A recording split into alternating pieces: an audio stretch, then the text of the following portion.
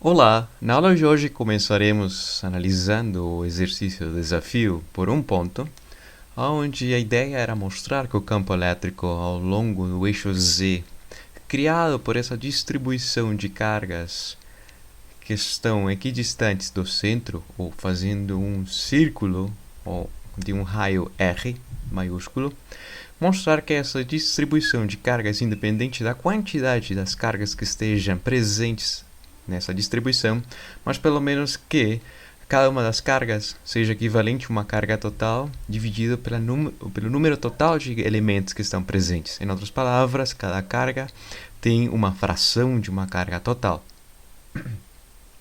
E a ideia é mostrar que o número de cargas de ser n par resultaria em um campo elétrico independente se fossem 12, se fossem 24, se fosse 240, se fosse um número gigante, mas que seja par.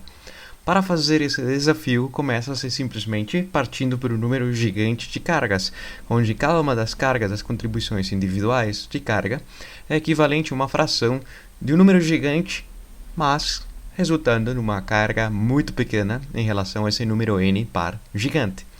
Dessa forma, tinha-se que a contribuição de um par de cargas diametralmente opostas, pois o círculo não tem esquinas nem cantos, e não se pode dizer que está no seu ponto contrário, mas sim, expressando-se corretamente, diria-se que está no seu ponto diametralmente oposto, por isso que está sendo expresso duas cargas amarelas para simbolizá-las e dizer que são duas cargas ou um par de cargas diametralmente opostas, onde a contribuição dessas duas seria a contribuição do campo elétrico, criado pela partícula com o rótulo I, e a que tem o rótulo I mais a metade da distribuição.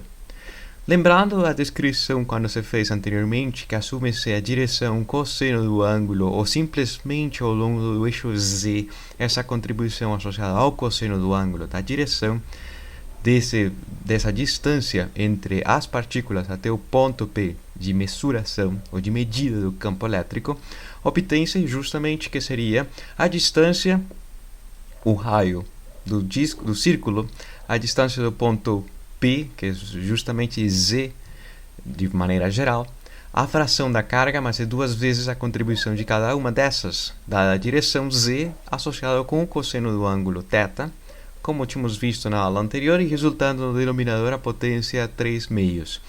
Mas tem-se a contribuição de um par de cargas. Quantos pares de cargas diametralmente opostas, quantas parceiras, se pode dizer dessa forma, tem uma que estaria nesse canto, mas tem uma contribuição parceira no ponto diametralmente oposto?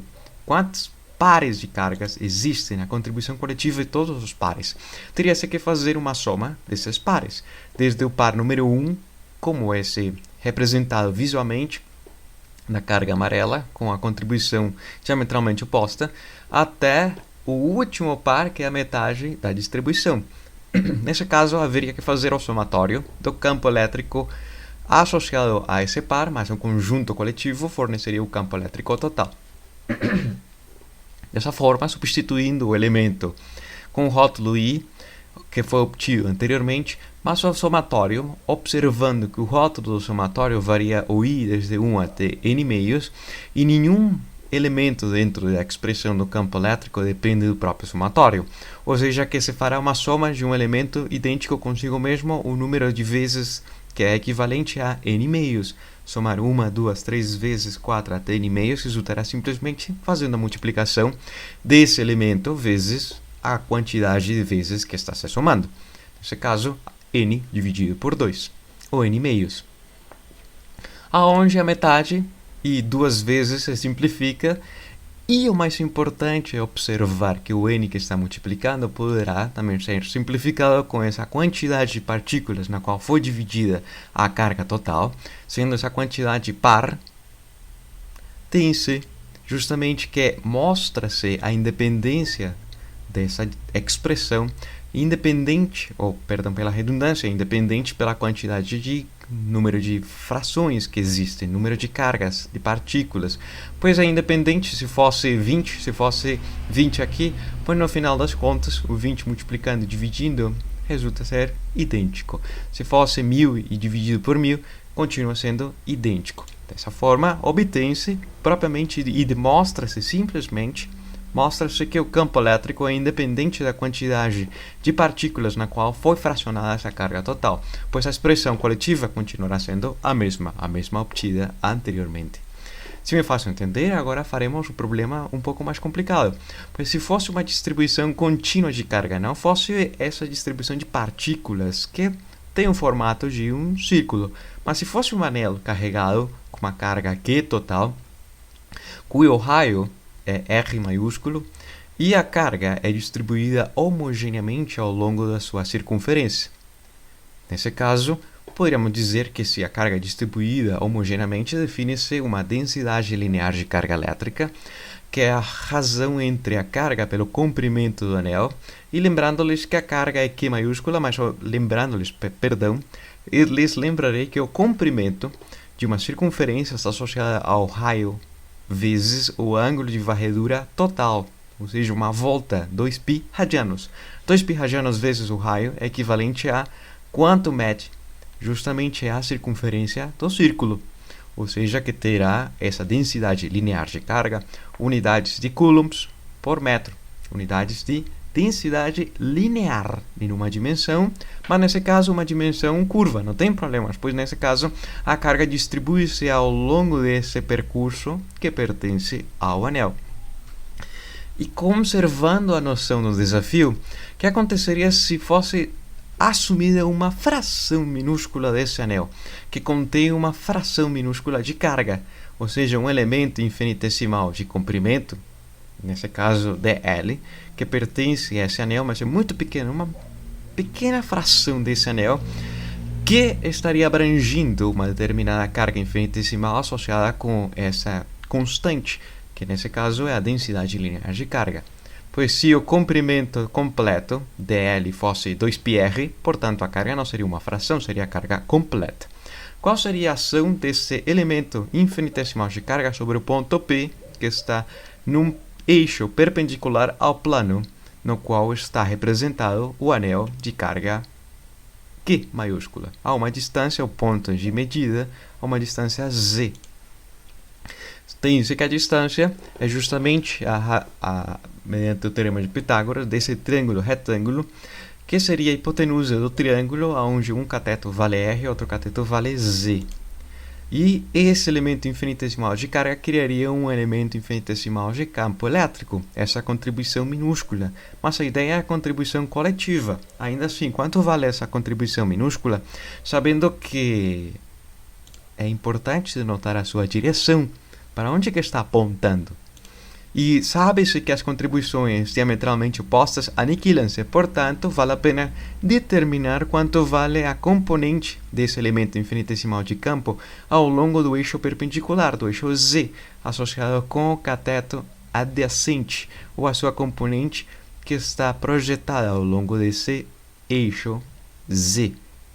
Nesse caso, seria associada com cosseno de θ, onde o cosseno de θ é a razão entre o cateto adjacente desse triângulo retângulo, ou seja, z dividido pela hipotenusa, a distância, permitindo-nos expressar a contribuição infinitesimal ao longo do eixo z, e não o elemento infinitesimal vetor, simplesmente a sua componente ao longo do eixo z, sendo equivalente à carga infinitesimal, a distância que tem ao quadrado, eliminando a raiz quadrada, vezes cosseno do ângulo, associando a componente que pertence ao eixo z, ou, em outras palavras, a sua projeção ao longo do eixo z.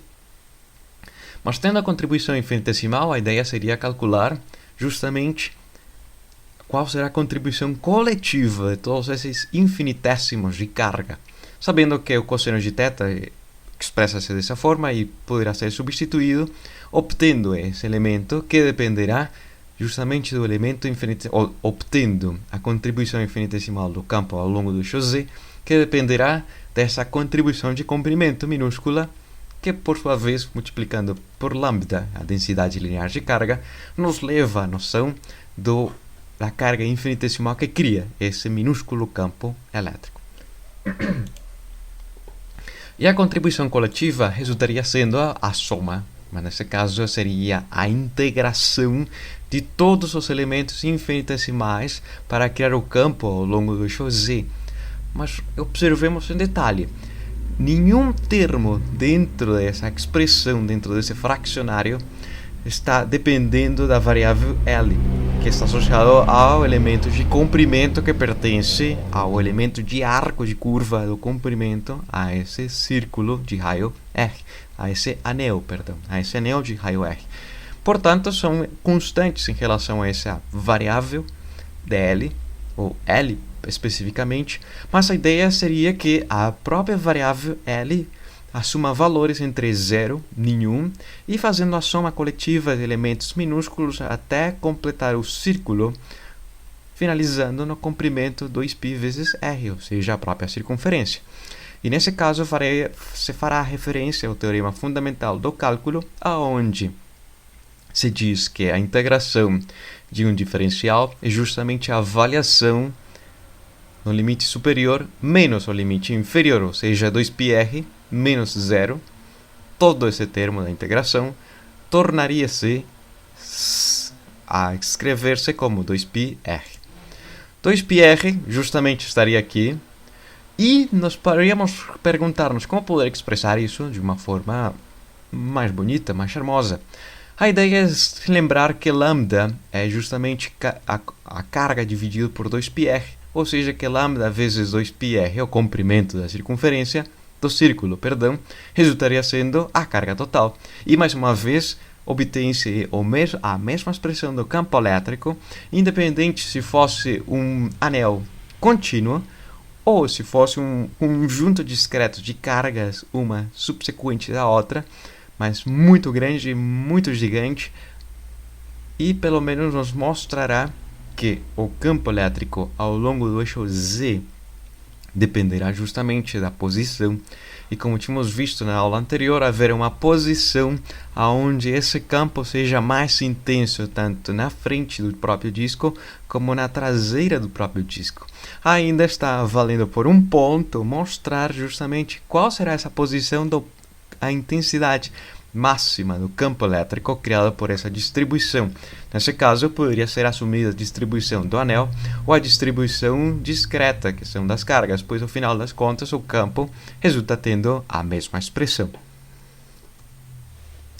E se fosse um disco, se não fosse um anel, se fosse uma distribuição de carga que fosse um disco, mas para aquilo vamos lembrar um pouco o seguinte, tem que ser um disco, propriamente, de carga que distribuída em toda a sua superfície. É um disco de 2 dimensões, uma superfície, mas poderia ter uma grossura, e sua grossura é tão ínfima que simplesmente assumiria-se como sendo uma superfície bidimensional. Perdão pela redundância, mas seria algo de 2 dimensões, caracterizado justamente o seu tamanho pelo raio R, que é medido em unidades de comprimento. O próprio disco poderia ser interpretado da seguinte forma. Então, como seria a contribuição de carga ou campo elétrico criado por um disco em um ponto que esteja no seu centro, mas uma distância z, afastada do seu centro? Vamos poder associar, mediante essa noção, com o resultado anterior. O próprio disco, infinitesimalmente ou discretamente, poderia ser visto como sendo um conjunto de anéis de várias cores diferentes, mas esse conjunto de anéis de circunferências diferentes. Qual seria a sua área do disco? Poderíamos pensar que cada uma desses anéis tem o seu próprio comprimento, mas são anéis cuja largura é ainda mensurável, não é largura infinitesimal. Teria-se que, se cortássemos, passássemos uma tesoura por aqui, cortássemos e esticássemos essas fitas coloridas que, quando estão fechadas, constituem um anel. Então, cada uma deveria ter um comprimento diferente, onde a soma dessas contribuições de largura será equivalente ao próprio raio do disco, pois justamente a distância do centro até a periferia, a soma coletiva seria o próprio raio do disco. E quanto vale o perímetro dessa última, maior de todas? Justamente a sua circunferência, 2π vezes o raio do próprio disco. Nesse caso, poderíamos dizer que tem um formato muito similar a um triângulo. Como se expressa a área de um triângulo retângulo? Um triângulo, lembrando que aqui tem 90 graus. Um triângulo retângulo seria a área do retângulo dividido por 2, passando pela diagonal. Ou seja, que será a base vezes a altura dividido por 2.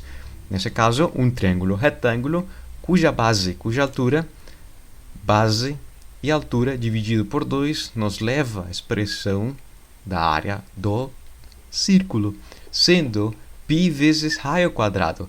E a área, que são unidades de superfície, se expressa em unidades de comprimento à segunda potência. Ou seja, se o raio expressa-se em metros, a área será metros quadrados. Se expressa-se o raio em milímetros, a sua área do disco será milímetros quadrados. A outra forma de poder também representar a área do círculo, que é justamente com o cálculo integral. E se não fosse essas barras discretas, ou esses trapézios discretos, mas se fossem muito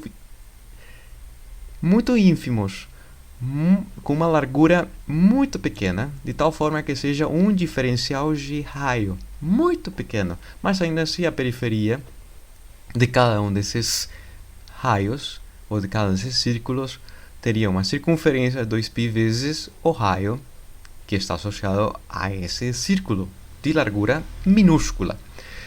Essa será a contribuição diária de área desse anel minúsculo, mas a ideia será a contribuição coletiva entre todos os anéis que estão inscritos desde o raio 0 até o raio R maiúsculo para finalizar justamente o próprio disco. Nessa situação, 2π é uma constante, a integração de R em relação à própria variável.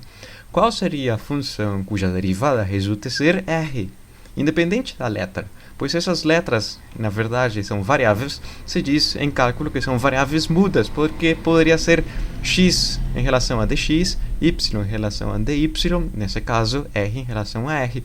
No final das contas, resultará sendo a variável a segunda potência dividido por 2. Lembrando-lhes que a potência aumenta uma unidade, mas aquilo que aumentou deverá ser dividido. E pelo teorema fundamental do cálculo, avalia-se essa primitiva ou essa antiderivada no limite superior menos o inferior. Por sorte, o inferior é zero, então não se avalia, podemos desprezá-lo, mas no superior, onde tem R minúsculo, agora será R maiúsculo. E esses dois que estão multiplicando e dividindo simplificam-se, obtendo, mediante o cálculo integral, a área equivalente a π vezes o raio ao quadrado. As duas expressões são equivalentes, há duas formas de obtê-las, e espero que com aquilo me faça entender para fazer o seguinte raciocínio, que é calcular o campo elétrico criado por uma distribuição de carga, que é um disco, que tem raio R e tem uma carga total abrangida na sua superfície, sendo o Q maiúsculo. Mas essa carga é distribuída uniformemente na superfície. Dessa forma, poderia-se definir a densidade superficial de carga elétrica como sendo a razão da carga pela área, mediante essa letra grega minúscula que chama-se sigma. O sigma minúsculo parece uma O com um boné. O sigma maiúsculo é aquele que se usou para representar o somatório. Mas sendo assim, sigma minúsculo simboliza carga por unidade de área. Nessa situação, é a carga do próprio disco pela área do próprio disco. Nesse caso, terá unidades de coulombs por unidades de comprimento ao quadrado. No Sistema Internacional de Unidades, seria coulombs por metro quadrado. Vista de frente, frontal, teria-se um anel. E qual será a contribuição desse anel que estaria aqui? Um infinitésimo de largura, mas que tem um raio R. O R abrangido entre 0 e R maiúsculo, o R minúsculo está nesse intervalo possível. E tendo presente a contribuição desse elemento minúsculo de anel, qual será o campo elétrico criado por esse infinitésimo de área abrangido por esse anel sobre esse ponto P a uma distância z do eixo perpendicular ao plano, nesse caso onde está o próprio disco. Se esticássemos esse esse anel teria de largura um dr minúsculo, mas de comprimento seria 2πr, ou seja, que abrangeria uma área muito pequena, equivalente à base vezes altura, 2πr vezes dr, e, portanto, uma carga também infinitesimal, pois se a carga está distribuída homogeneamente na superfície, um elemento infinitésimo de superfície também estará associado a um elemento infinitesimal de carga, que será expresso como a densidade superficial de carga vezes o elemento infinitesimal de carga.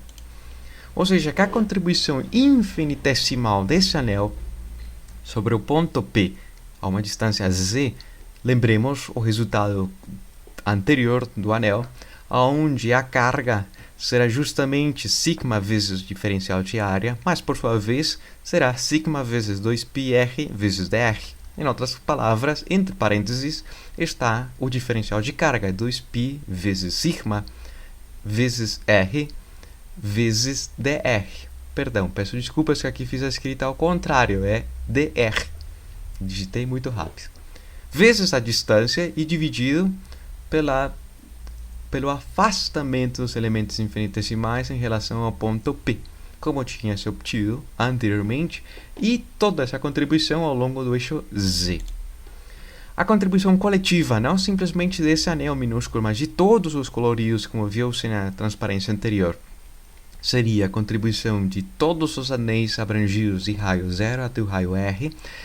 Da integração, você poderia tirar as constantes, deixá-la fora da constante eletrostática, que por sua vez é o que simboliza um valor constante, mas 2π vezes sigma, se a distribuição de carga é homogênea, o sigma, a densidade superficial de carga, resulta ser uma constante.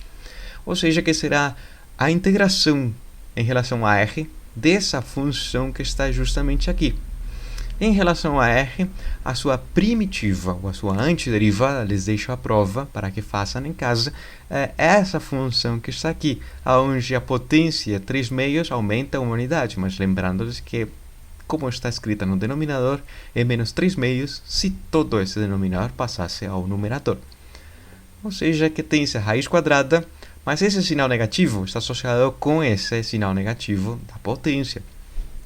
E por sua vez, avaliando a primitiva ou a antiderivada no limite superior menos ou inferior, tem-se que no superior é R, mas com o negativo, que está aqui.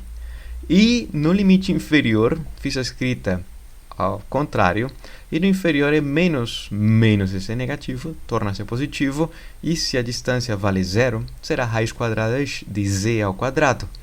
Mas sendo z na frente e na traseira do próprio disco, o importante é a distância, qual afastado está. Portanto, expressa-se como módulo quadrado. Isso seria a interpretação física. A interpretação matemática, porque se escreve o módulo de z, é justamente porque qualquer valor que esteja aqui, a segunda potência é positivo, sendo z negativo, a sua potência 2 será positivo. E a raiz quadrada desse elemento, segunda potência, elimina a potência. Mas a informação do sinal perde-se, pois no final das contas o importante é o seu módulo da distância. Essa é a interpretação física, espero me fazer entender. Simplesmente fazendo a escrita ao contrário, tem-se essa expressão do campo elétrico criado por essa distribuição de carga de um disco sobre um ponto P afastado, uma distância z, do centro do anel.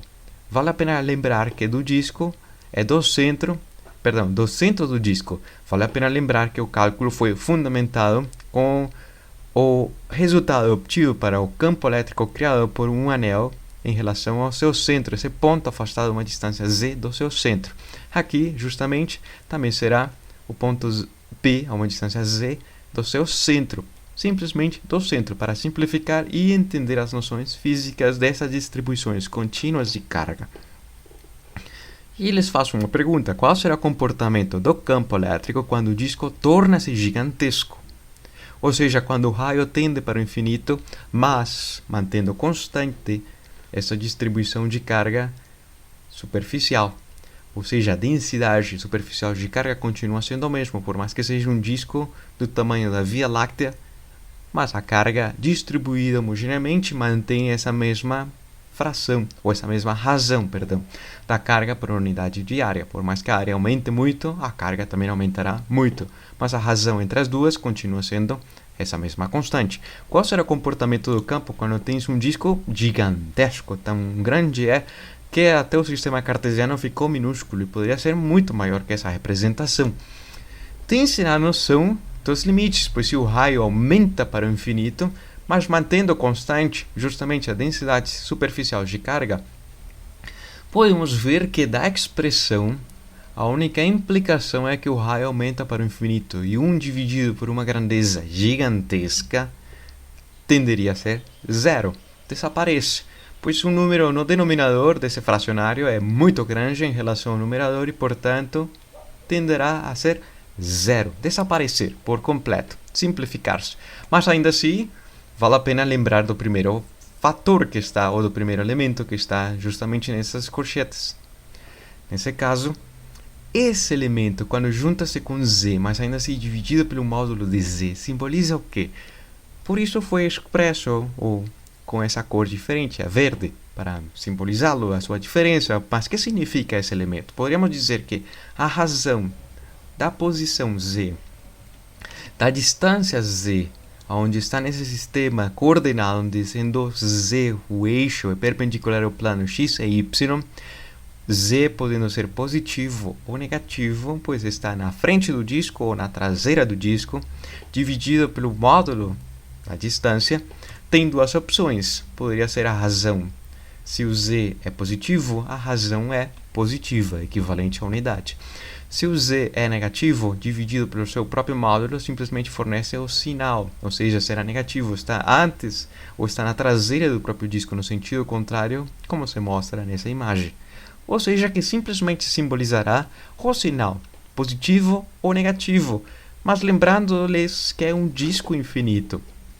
E sendo um disco infinito e tendo senso com a descrição física dos fenômenos, é o mesmo dizer que tem-se um disco muito bonito, uniforme, a sua carga distribuída homogeneamente na sua superfície, é idêntico ver o disco de cima a ver o disco de baixo para cima. Ou seja, que no final das contas, esse elemento completo que simplesmente simboliza o sinal de onde esteja se observando em relação a esse referencial seria a direção normal à superfície. E lembrando-lhes que essa direção normal em física interpreta-se como sendo a direção perpendicular ao plano. Espero lhe fazer lembranças da força normal, que é uma força de interação entre as superfícies com os objetos, mas a superfície poderia ser um plano inclinado, mas ainda assim é a direção perpendicular ao próprio plano inclinado. Nesse caso, é na direção perpendicular ao plano, do plano infinito, que é o disco, cuja intensidade permanece invariante, constante, é um campo elétrico criado uniforme, onde não tem dependência da distância, e a sua direção será, visto como está sendo representado, perpendicular ao plano, mas se fosse pela traseira também seria perpendicular ao plano, só que no sentido contrário. Por exemplo, na imagem será de esquerda para direita, mas se fosse um ponto anterior ao próprio disco, será de direita para esquerda. Ou seja, que tanto faz, espero me fazer entender, não vale a importância alguma de ver o disco de cima para baixo ou de baixo para cima, pois sempre será um campo que sai do disco com essa intensidade, se a densidade de carga, densidade superficial de carga é positiva, e entra ao disco se a densidade superficial de carga tem sentido negativo, tem valor negativo, tem sinal negativo.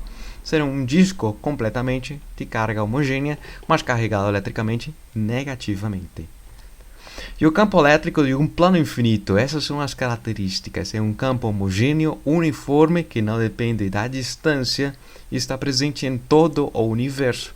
Mas ainda assim é uma abstração, pois um plano infinito não existe no nosso dia a dia. Lembrando-lhes também que a constante eletrostática, por definição, expressa-se como sendo a razão de 1 por 4π vezes ε0, onde essa letra minúscula grega ε0 faz alusão a uma noção física, de interagir o campo elétrico no meio onde está sendo criado no meio onde está se propagando essa informação de interação. Nesse caso, o ε0 faz alusão à permissividade elétrica no vácuo, pois se tivéssemos uma carga imersa dentro de um meio diferente do próprio vácuo, se fosse um vidro, se fosse uma madeira, se fosse um metal, ou se fosse uma glicerina, ou qualquer outra substância que não seja o vácuo, esse epsilon terá um valor específico. E o zero simplesmente faz alusão a ser o valor específico da permissividade, que quanto permitiria o vácuo interagir eletricamente com outra partícula. Mas esses meios estão associados à própria possibilidade do campo elétrico ser forte ou ser fraco, dependendo do meio. Ou seja, a permissividade elétrica no vácuo é um valor constante. Não tem matéria o vácuo, mas ainda assim o vácuo lhe permite as cargas interagirem entre si, por mais que entre si as cargas não exista matéria. E, simplificando a constante eletrostática, obtém-se um campo muito mais bonito para escrevê-lo algebricamente. Será a razão entre a densidade superficial de carga dividido por 2 vezes essa permissividade elétrica no vácuo, na direção perpendicular ao próprio plano, o plano infinito, ou na direção normal ao próprio plano.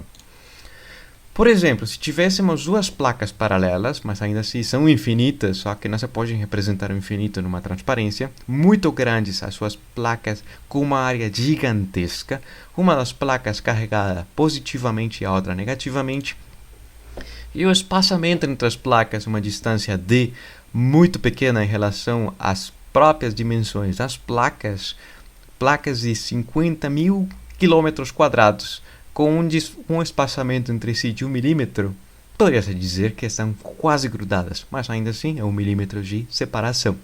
Muito pequena essa dimensão de separação em relação à dimensão da área, gigantesca. Qual seria o campo elétrico criado por essa distribuição positiva? Seria um campo positivo na direção perpendicular e normal à própria superfície, obtendo um vetor campo elétrico perpendicular à superfície, por mais que tenha a uma distância d na sua frente uma placa negativa, cria-se em todo o espaço esse campo elétrico positivo para cima e para baixo da própria placa, também será para baixo, ou seja, saindo da placa, sendo emanada da própria placa, infinita. E a contribuição do campo elétrico da placa com densidade superficial de carga negativa também será perpendicular ao próprio plano, só que entrando no plano, apontando para o plano e apontando para o plano por embaixo da placa positiva. E a ideia será determinar o campo elétrico total, lembrando-lhes que os planos são infinitos e, portanto, dividem o espaço em 3 regiões. Uma região para cima, uma região de fora, visualmente para cima, uma região de fora, visualmente para baixo, e uma região intermediária entre os planos. Mas para cima, ambos campos interagem têm a mesma intensidade. A principal diferença são os seus sentidos, um saindo e outro entrando, portanto, aniquila-se e se diz que o campo elétrico na região de fora é nulo, mas nulo de newtons por coulomb nas unidades de campo elétrico. Newtons, não existe um campo elétrico na região externa entre essas placas paralelas, mas sim na região interna, é diferente de zero. E quanto vale a sua intensidade? Quanto vale a intensidade do campo elétrico criado por essas distribuições de cargas planas, uma positiva e outra negativa? A intensidade seria a soma coletiva entre ambas contribuindo com a metade, o 2 dividindo, e 2 metades iguais, simplesmente será um campo elétrico uniforme e homogêneo na região interna entre as placas, cuja intensidade será sigma dividido por ε0. A permissividade elétrica do vácuo. Um campo cujo sentido e direção sempre será da placa positiva para a placa que tem densidade de carga negativa.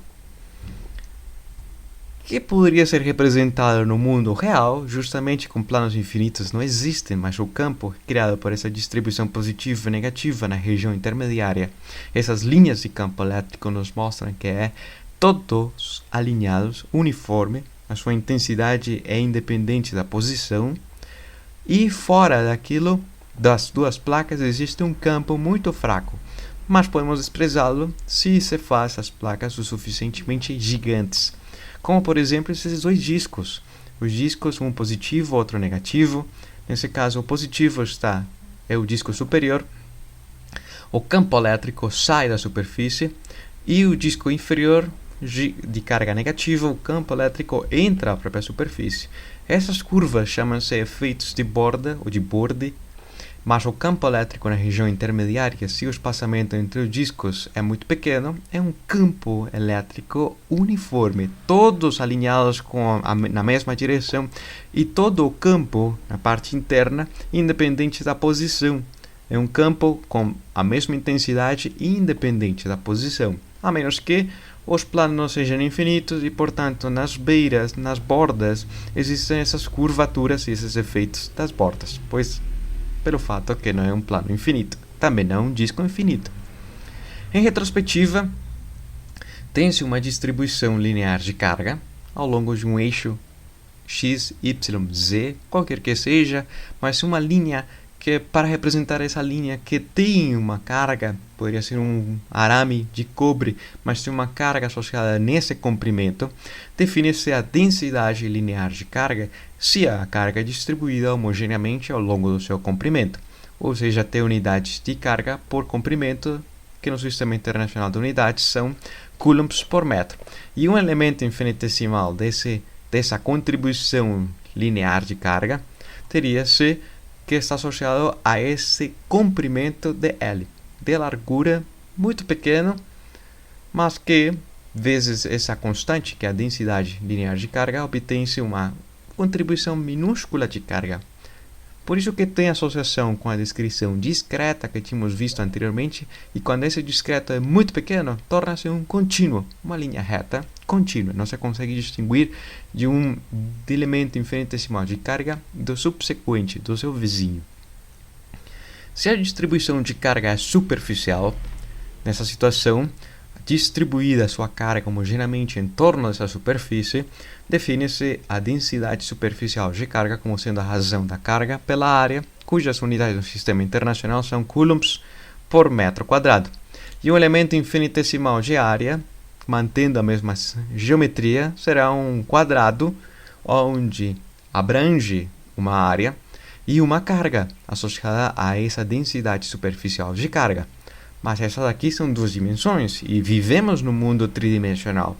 Poderia ser o formato que seja, mas o formato mais simétrico, infinitesimalmente simétrico, ou infinitamente simétrico, é uma esfera. Uma esfera, supondo que tem uma carga distribuída homogeneamente no seu volume, mas não necessariamente tem que ser uma esfera, poderia ser um ovo, poderia ser uma noze, poderia ser o formato que seja, mas volumétrico, onde a carga distribuída no seu volume homogeneamente permitiria definir uma densidade volumétrica de carga, onde é a carga por unidade de volume, nesse caso coulombs por metro cúbico.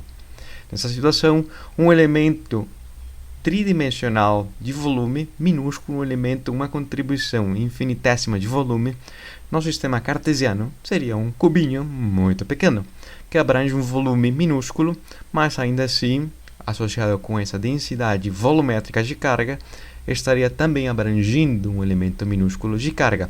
E a ideia, no final das contas, é a soma coletiva de todos esses elementos minúsculos de linha, elementos minúsculos de área, elementos minúsculos de volume, sobre um determinado ponto para calcular a coletividade do campo elétrico, ou seja, fazer um processo de integração. Não vamos fazer muitos processos de integrações, na verdade, no final das contas, já o explicado é o mais importante, pois são os fundamentos físicos, e não faremos processos mais difíceis, onde tem formatos muito mais complicados que esses daqui. Sendo assim, finalizarei a aula de hoje e nos veremos numa próxima.